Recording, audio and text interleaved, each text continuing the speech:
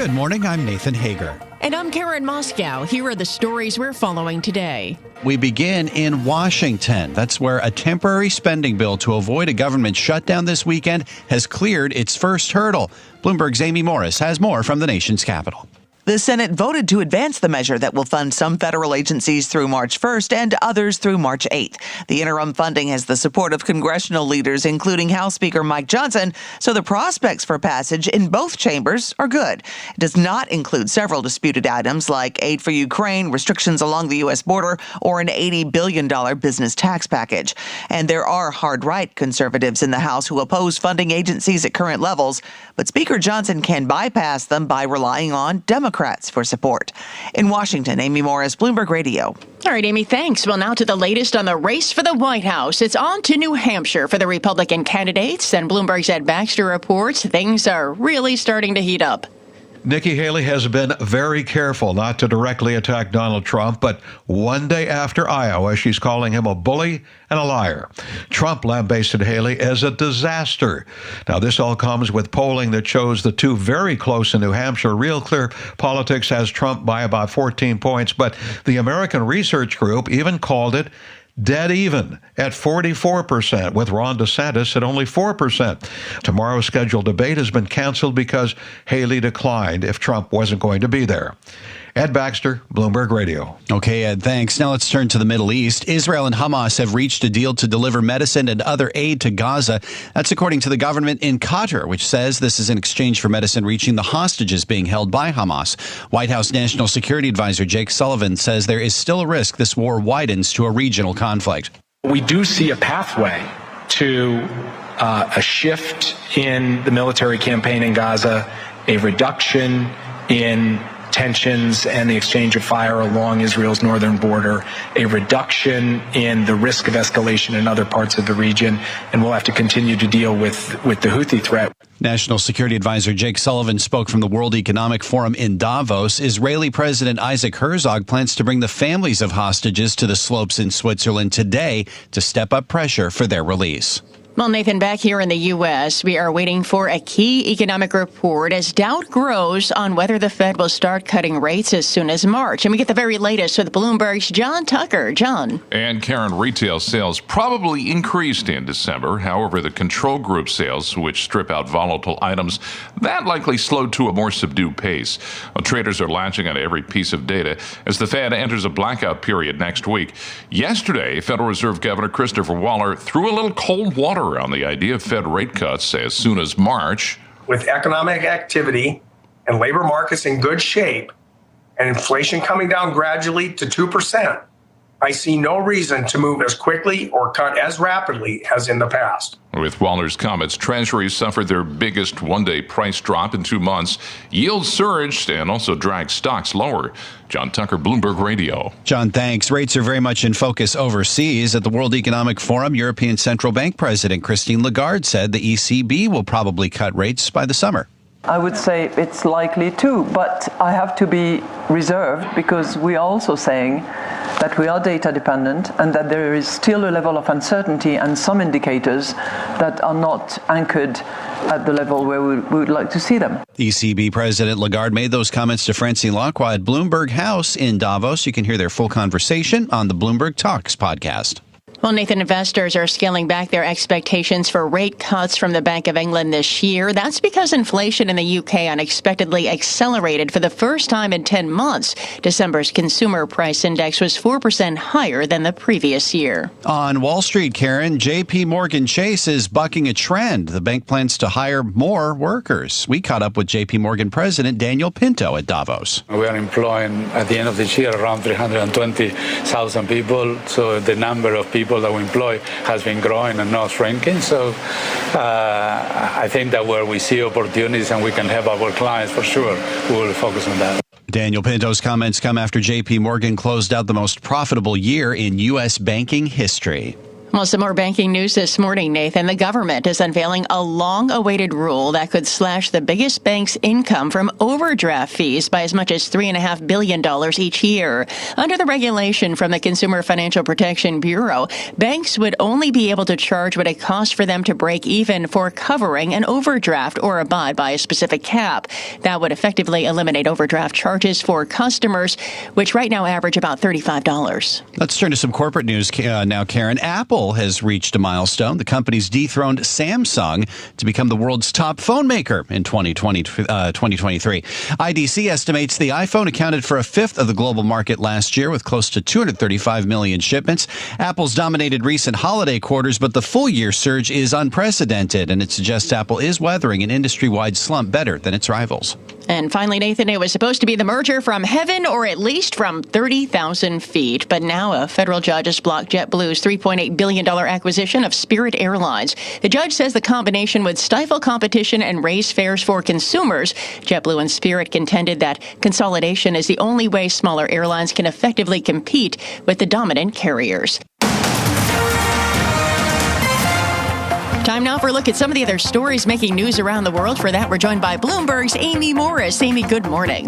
Good morning, Karen. President Biden is worried about his supplemental bill stalling out in Congress. So he's inviting some of the key players to the White House today.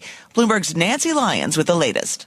White House Press Secretary Karine Jean-Pierre provided a list of those invited to the meeting. President Biden will host congressional leaders from the Senate and the House, along with key committee leaders and ranking members. She says there's a lot to talk about, but President Biden has one topic he's especially concerned with. This is going to be about discussing critical importance of the president's national security supplemental request. That's the proposal to further fund Ukraine, Israel, and Taiwan. Republicans are refusing to move on that until there's a consensus on a new border policy. In Washington, Nancy Lyons, Bloomberg Radio. Secretary of State Antony Blinken says soil should be treated as a precious resource, telling the World Economic Forum in Davos that lack of food is causing unprecedented global migration flows and that Russia's war in Ukraine and attacks by Houthi rebels in the Red Sea have made things worse. A parent who can't put food on the table for their children picks up the family and moves because it's the most basic thing, the most important thing that they can do. Blinken says the problem is likely to get worse as climate change threatens to reduce crop yields. Now, climate envoy John Kerry, also at the World Economic Forum, says he's stepping down from the role within the Biden administration so he can take on a more vocal position for the Biden campaign. He assured other world climate leaders that, yes, he'll still be around. I'm going to stay at this, and there are so many different ways to continue to be able to be engaged in this. So unfortunately, you're stuck. You'll see me at the COP. You'll see me. Can't get rid of me yet. Kerry says regardless of who wins the election, the global climate agenda will remain solid. And the World Health Organization says the number of adult tobacco users is on the decline. The organization says the biggest decrease in tobacco use is seen happening in lower to middle income countries. We have 19 million less smokers than we had 2 years ago. That is the first time that we see such a decline. Dr. Rudiger Krisch is urging countries to continue putting control policies in place for tobacco. Global news 24 hours a day and whenever you want it with Bloomberg News Now. I'm Amy Morris, and this is Bloomberg, Karen. All right, Amy, thank you. We do bring you news throughout the day right here on Bloomberg Radio. But now you can get the latest news on demand, and that means whenever you want it. Subscribe to Bloomberg News Now to get the latest headlines at the click of a button. Get informed on your schedule. You can listen and subscribe to Bloomberg News Now on the Bloomberg Business app, Bloomberg.com, plus Apple, Spotify, and anywhere else you get your podcasts. Time now for the Bloomberg Sports Update. Here's John Stashower. John.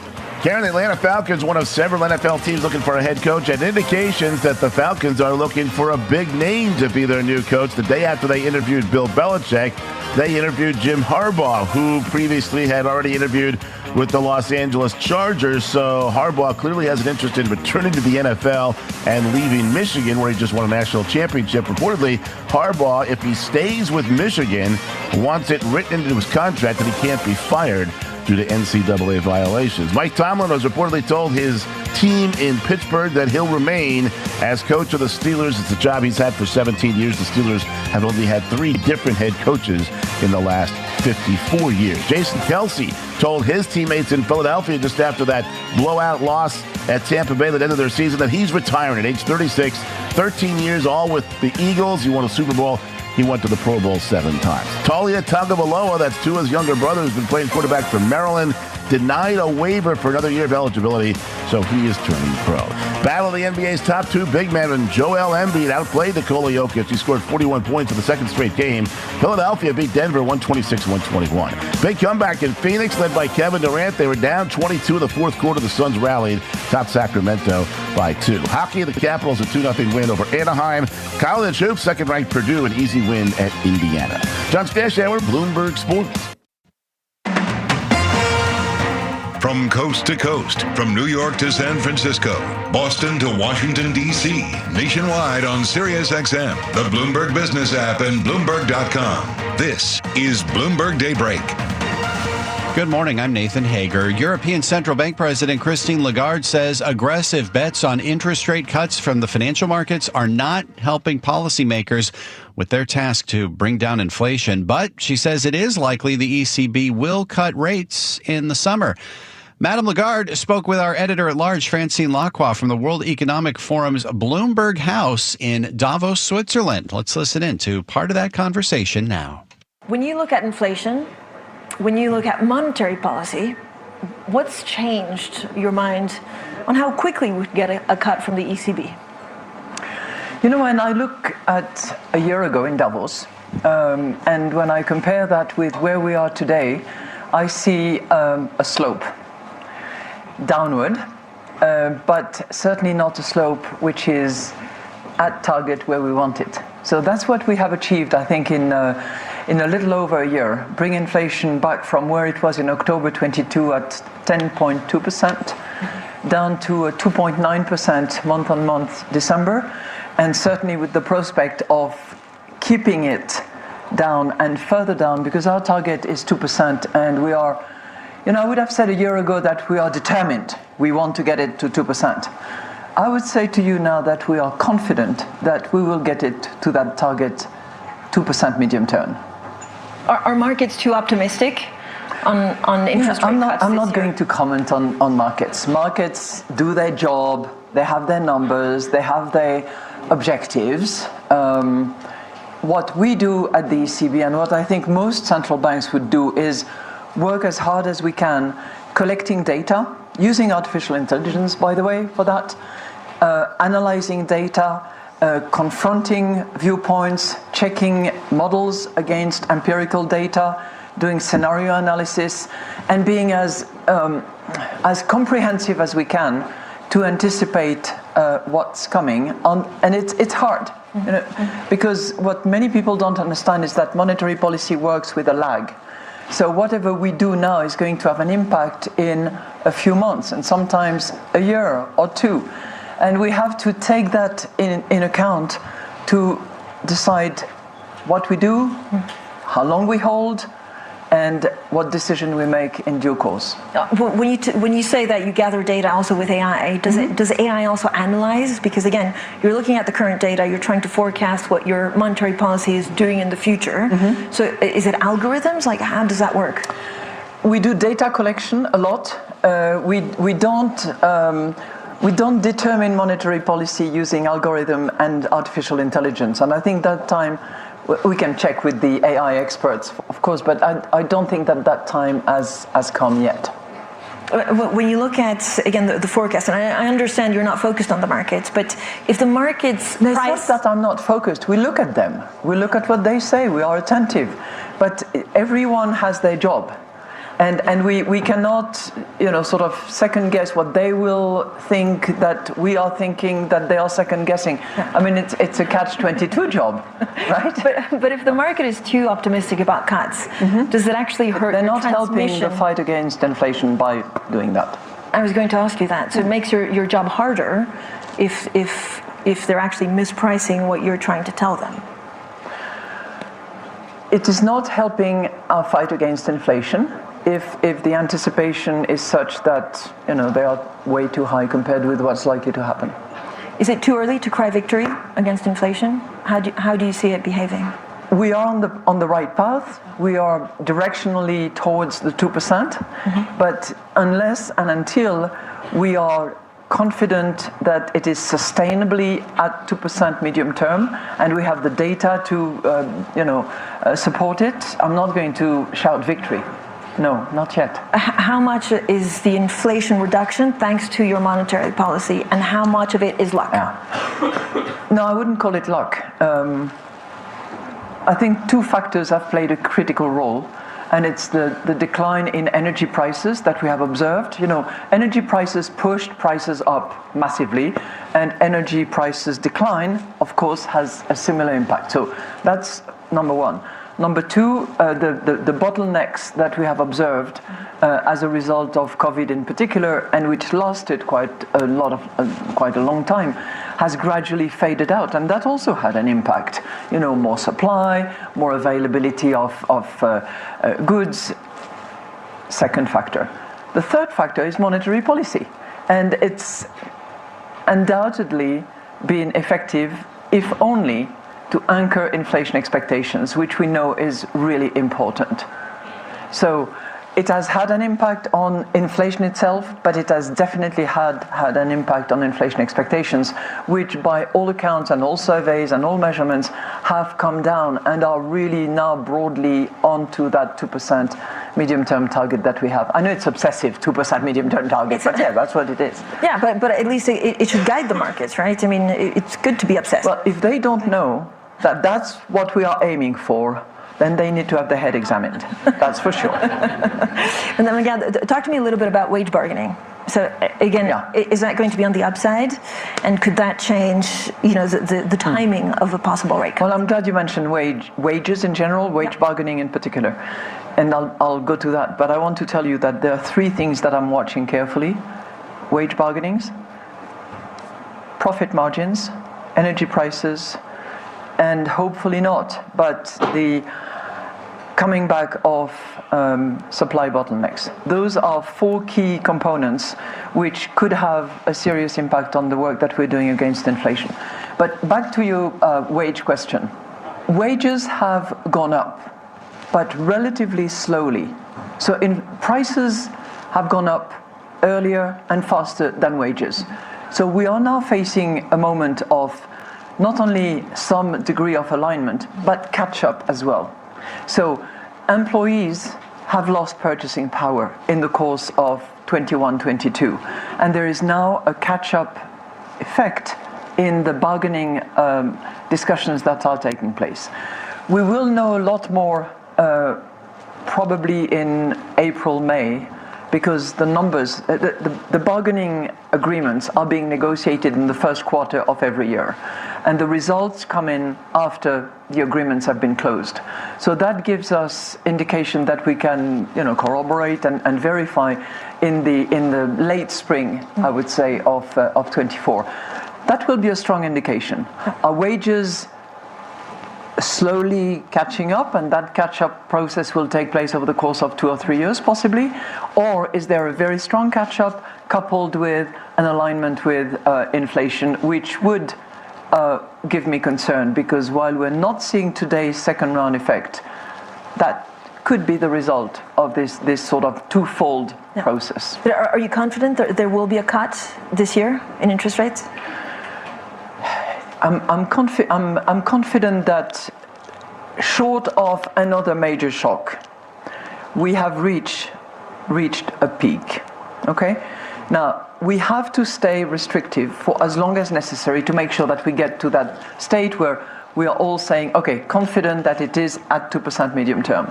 I know some people argue that maybe we are overshooting, maybe we're taking risks.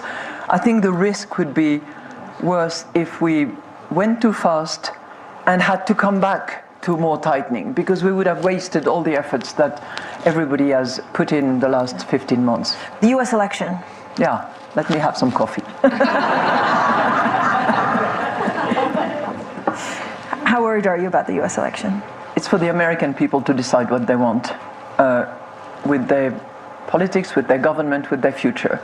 But obviously, we are all concerned about it because the United States is the largest economy, the largest defense country in the world, and has been a beacon of democracy with all its upside and downside. But this is what they should be considering. And of course, we cannot interfere with their choice. It's their choice, and that's the beauty of democracy. But we have to be extremely attentive and anticipate, just as we do with inflation. We do scenarios. What if? Then what do we do? Because that's the real question. And where I sit now in Frankfurt, head of the ECB, I think that we have to be strong as Europeans and not assume that we can rely on whoever our friends are around the world, because these things change over the course of time, as we have seen. So what if Donald Trump gets into the White House? What are some of the policies that Europe could be put in place to not be caught also between China and the U.S. with Donald Trump in the White House? Well, for one, it has to be strong of its own. And if I look at my own shop, because it matters to monetary policy transmission, I think that, and you will hear that from others, we have to accelerate capital market union. We need financing in Europe. There is a lot of saving in Europe, and we have to make sure that those savings actually stay here to finance what needs to be financed, which is predominantly the climate transition, which is digitalization, which is enough reindustrialization conducted with a targeted approach so that we can, in the key areas, be self-sufficient. But are there policies that you would put in place now for Europe to, I guess, counter the U.S. exceptionalism, which could be questioned going forward? I think I would accelerate many of the initiatives that have been taken, and I would encourage European leaders to put aside a little bit their respective idiosyncratic differences to be more together, because it's a question of size and scale, and Europe is a very large market, has a very sizable population, has capacity to innovate, has financing.